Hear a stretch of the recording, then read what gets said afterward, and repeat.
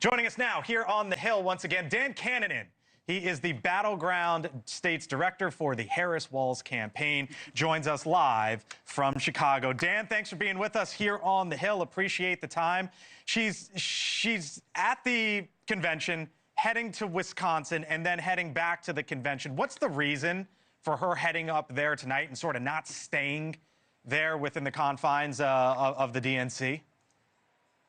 Yeah, I mean, Ashley pointed out, I think it's not usual for a candidate to be in the convention hall every single night, and we have an imperative and I think a real strong desire to go talk to Battleground State voters. Wisconsin is 70 miles up the road, and Milwaukee is a place that we're going to be in a lot. It's an important state. I think it's super exciting that she gets to be there in a big crowd at Fiserv Arena. I do think it's going to be really enthusiastic. It's going to obviously be a sellout, and that crowd is going to propel us a bit. But we won't be counter-programming. This is all connected with what we're doing here in Chicago. It just allows us to expand our reach and talk to voters where they are in the battleground states and make that contrast between the positive vision of Kamala Harris and Tim Walz. And yeah. No worries, Dan, that the story tomorrow is going to be about Barack Obama and not her, or Michelle Obama and not her.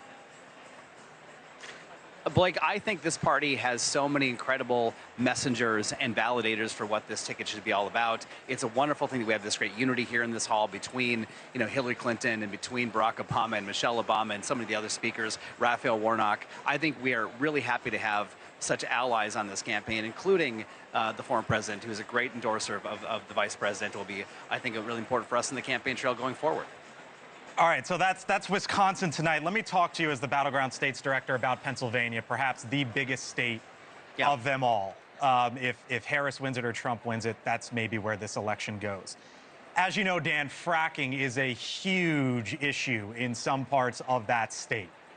Kamala Harris once sued Barack Obama. Harris sued Obama to stop fracking off the coast in California, and she has since done a total 180, completely flipped her position, and now basically says, I'm a friend of fracking, paraphrasing, or at least that's part of the message. Here are the numbers in Pennsylvania. It is only Trump +7, Dan, on that issue, essentially 49-42, rounded 50-43, whatever. It's +7.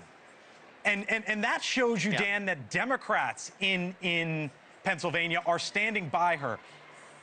At the Democratic Party right now, does it even matter what the issues are if she can just totally flip on fracking and Democrats in that state say, yeah, we're with you? Well, Blake, I think issues do matter, but I want to point out that in Pennsylvania and in all the other battleground states, our campaign is in building infrastructure there from the beginning that talks to voters. So I get qualitative and quantitative reports every single night, in addition to kind of tracking polling and benchmark polling. But we talk to real people in neighborhoods about what they care about, what they want to talk about, what they want to see in their elected leaders. And it's the stuff you might expect. They all care about lowering costs. That's a thing that they come up all the time. And I think the fact that Kamala Harris came out right away and said on day one, we're going to take on price gouging, we're going to take on rent hikes. They know that she's with them on that. They care about Project 2025. That comes up a ton, especially in black neighborhoods. They don't like this blueprint for destroying the federal government. We know those issues do matter, and we have a campaign designed to talk to them on those terms. Reproductive rights, another one that comes up consistently over and over and over again. I think we do have to have a campaign on the issues, and we do have one. So if you get the numbers overnight, give them to me, Dan, if you can. What are you up in Pennsylvania? Well, I don't care about head-to-head polls, Blake, and never have. I think that we weren't. It wasn't an issue for me before. It's not an issue now. We know there are going to be close races everywhere. The point is, we know what people are caring about because they're telling us at the doors what matters to them, and we're responding to them with issues that they know matter. Let me move you to another state, because you were involved in a story in the state of Florida earlier this year. The campaign advisor for the campaign head for Joe Biden came out and said Florida is not in play. And then there was a little bit, as we call, Dan, cleanup on aisle 46 that involved you, in which you came out and you said, no, Florida is in play. Right now, do you believe Florida is in play? And if so, how? Because there are 1 million more registered Republicans, Dan, in that state than there are Democrats. Well, a couple things, Blake. I mean, since the vice president became the nominee, we've had more than 400,000 volunteers come to this campaign. That tells you a little bit about the shifting enthusiasm on the ground for this race, and I think that will be borne out by some of the other underlying numbers that matter in states like Florida. It's also interesting to me there's a ballot initiative in Florida. It's interesting to me that there's this really draconian ban on abortion in that state. I think some of the politics of DeSantis has been very extreme and kind of a thread of Donald Trump, and they've not really been held to account by the voters in those politics.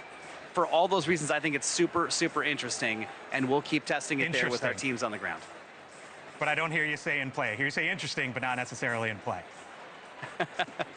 Look, I don't want to pin it down to a binary thing. I will tell you that we have staff there. We have more than a dozen offices there, and we're competing hard in that state. Let me leave you with this, Dan. It was very clear that when this was a Trump versus Biden race a month ago, 2 months ago, that Donald Trump was winning. I think any objective observer could agree with that comment. Now it's a completely different race, and it is Trump versus Harris. And as you see it tonight, Dan, do you believe that Kamala Harris is winning this race? I think she's the underdog still, Blake. And the thing I want everyone to understand about these states is that in 2018 and 2020 and 2022, they were all extremely close, whether for Senate, for governor, for president. There's political gravity, and these states just get tight at the end.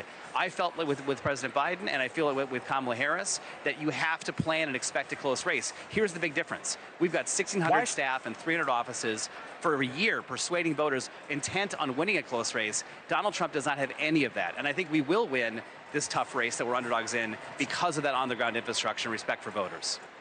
Why is she the underdog? One more. Why is she the underdog as you see it, if she is? Because I think these states are just really tight. They're really close. Donald Trump has obviously been out there for a while. She's new to the race. But look, that mentality is what matters to us in our campaign to drive forward, and we're going to carry it forward as we go. Dan Kanninen, Battleground States Director for the Harris campaign. When you think about all the important things, it's just that, and he's the man who runs it. Dan, thanks for being with us here on the Hill. Appreciate it. Thank you for watching, and make sure you go to joinnn.com to find NewsNation on your television provider. And don't forget to click the red subscribe button below to get more of NewsNation's fact-driven, unbiased coverage.